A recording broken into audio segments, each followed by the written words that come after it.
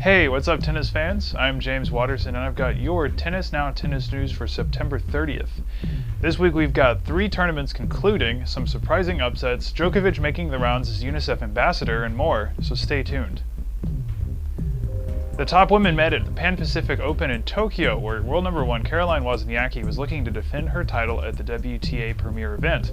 The field also included Maria Sharapova, Victoria Azarenka, Vera Zvonareva, Wimbledon champion Petra Kvitova, and US Open champion Samantha Stosur, so it was quite stacked.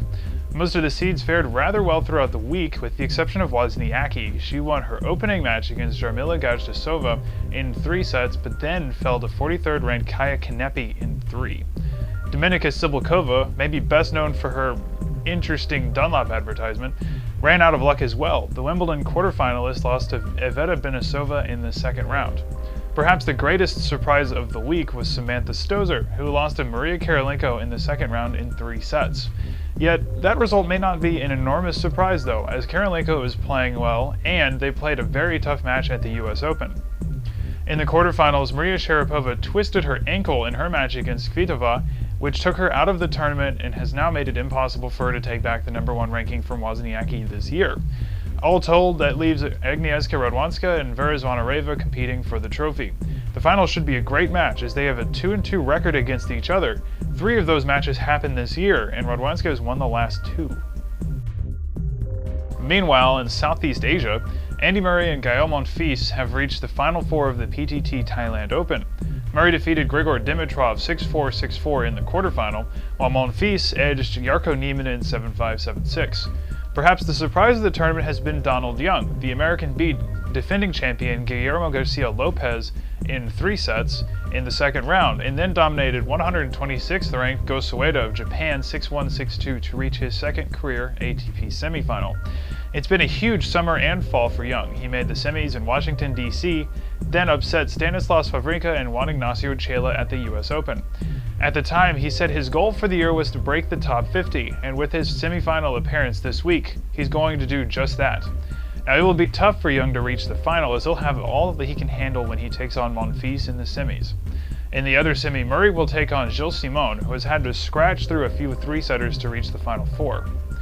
Finally, at the Malaysian Open in Kuala Lumpur, Kei Nishikori upset top-seeded Nicolas Almagro, and Janko Tipsarevic, Viktor Troicki, and Marcos Baghdatis are the other semifinalists. Now make sure to follow the action on our website at www.tennisnow.com.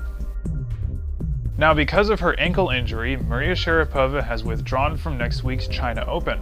Serena Williams has withdrawn as well for unspecified reasons. Novak Djokovic is also out. He said he hasn't fully recovered from the back injury that forced him to retire in the Davis Cup semifinals.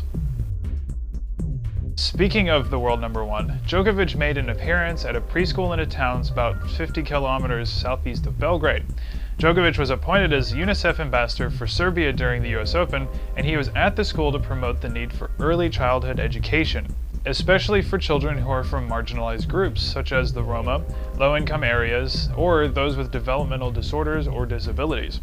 During his visit, the world's top player played with the kids with quite a lot of enthusiasm. After, he said, quote, "I had a unique privilege to have a chance to develop my talents, but the starting line is not the same for all children. My assignment is to help UNICEF in its effort to secure that every child has an opportunity to be included into some kind of a preschool program." He later wrote on his Twitter account, quote, "Every child deserves opportunity to grow in clean, healthy environment where they can play and learn to reach their potential." Now for our last story of the week, Rafael Nadal and Roger Federer have signed up for some exhibitions in December, despite complaints of the length of the calendar. Nadal will face David Ferrer in Mexico City on December 5th, just days after the Davis Cup final against Argentina. According to ESPN Deportes, Nadal will earn at least $1 million from the exhibition. Meanwhile, Federer is reportedly planning a series of exhibitions in Colombia and Brazil, and there may be other exhibitions in Argentina and Chile. It's unknown who the opponents will be, but he may earn at least $2 million for these exhibitions.